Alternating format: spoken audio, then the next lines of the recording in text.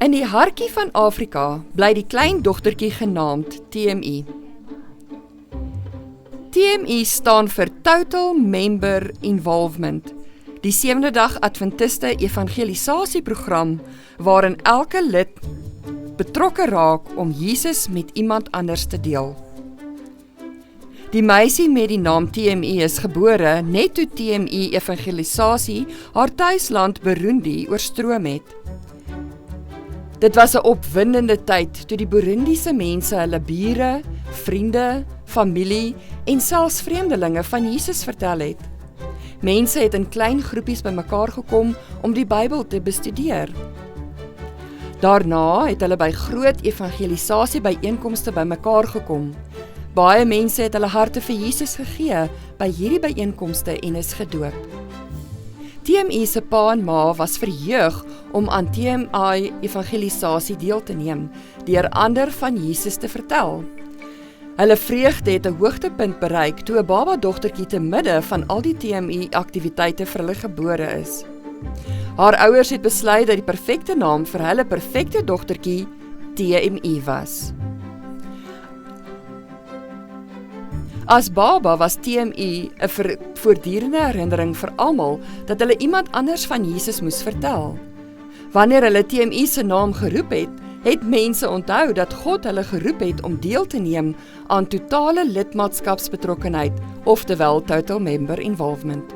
Soos die dogtertjie gegroei het, het TMI meer as net haar naam geword. Wat sy genoem is, het die manier waarop sy geleef het, verander. TMI het daarvan gehou om oor Jesus te sing. Wanneer sy gesing het, het sy gelukkig gevoel. Toe sy 4 jaar oud was, het sy gebid vir 'n goeie stem om Jesus mee te kan prys.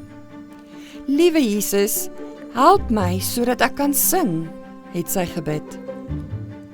TMI het nie beplan om oor sang te bid nie, maar terwyl sy gedink het oor hoe sy Jesus kon deel, het die woorde net in haar hartjie opgekom en sy het stil begin bid.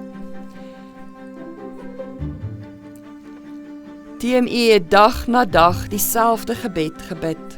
Omtrent dieselfde tyd het sy by 'n kinderkoor by haar kerk aangesluit.